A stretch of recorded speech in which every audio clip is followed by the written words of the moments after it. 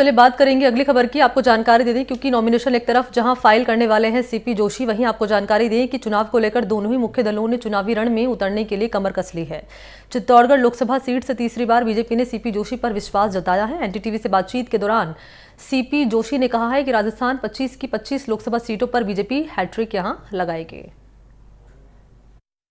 राजस्थान की 25 सीटों पर लोकसभा चुनाव को लेकर दोनों दल अब चुनावी रण में उतर चुके हैं।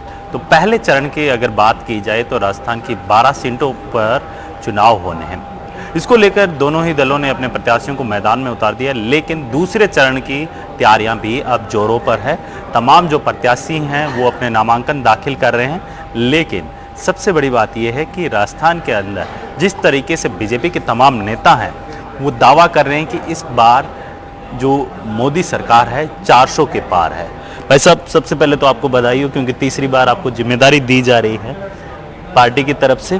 कैसे देखते हैं इस, क्योंकि एक तरफ प्रदेश के जो पूरी पार्टी की जिम्मेदारी है, दूसरी आपकी तीसरी बार ये जिम्मेदारी। देखिए, सीपी जोशी एक प्रतीक के रूप में है।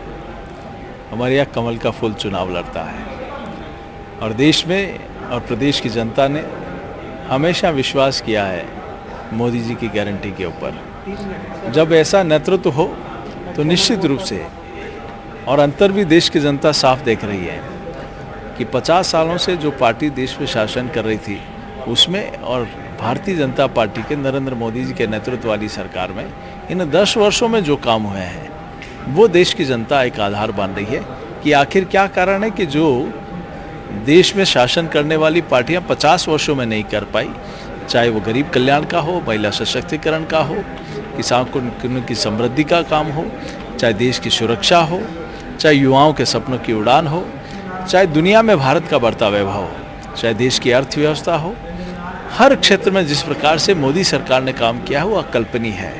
तो यही विश्वास देश की जनता का, आदरणीय प्रधानमंत्री जी का और भारतीय जनता पार्टी की ताकत है। वैसे जिस तरीके से देखा गया है कि बीजेपी लगातार दावा कर रही है सार्वजनिक मंच पे कि इस बार राजस्थान की 25 की 25 सीटें फिर से हम जीत के आएंगे, क्या कुछ मुद्दे रहेंगे इस बार के चुनाव में? क्योंकि देखा जा रहा है कि जो बीजेपी के फायर ब्रांड नेता कहे जाते हैं, गृह मंत्री अमित शाह है, वो कल से राजस्थान के दौरे पे हैं। इसके बाद प्रधानमंत्री मोदी भी आ रहे हैं, जेपी नड्डा भी आ रहे हैं, तमाम बड़े दिग्गज आ रहे हैं।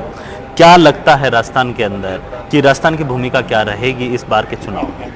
देखिए, भारतीय जनता पार्टी के पास नीति है, नियत है, नेतृत्व है और पिछले 10 वर्षों का एक गौरवमयी कालखंड का विकास कार्य है।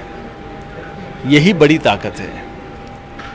आज मैं कांग्रेस पार्टी के नेताओं से ये कहूँगा कि आप अपने 50 साल का चिट्ठा निकालिए और भारतीय जनता पार्टी के 10 वर्षों का विकास कार्य हम निकालते हैं। तो यही एक बड़ा अंतर दिखाई देता है कि आखिर क्या कारण है कि कांग्रेस 50 वर्षों में नहीं कर पाई, उससे ज़्यादा मोदी जी ने इन 10 वर्षों में करके दिखाया है।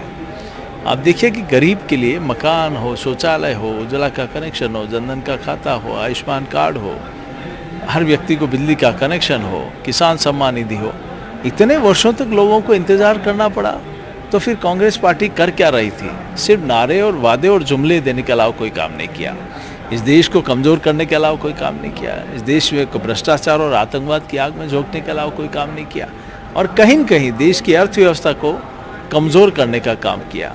आप देखिए कि दुनिया में भी किस प्रकार से भारत एक दयनीय स्थिति में लाके खड़ा कर दिया। एक समय था जब दुनिया कहती थी भारत अनुसरण करता था। आज भारत और भारत के प्रधानमंत्री जो बोलते हैं उसको दुनिया अनुसरण करती है। ये ताकत पिछले 10 वर्षों में खड़ी हुई है। भारत के तिरंगे की ताकत पूरी दुनिया में खड़ी हुई है।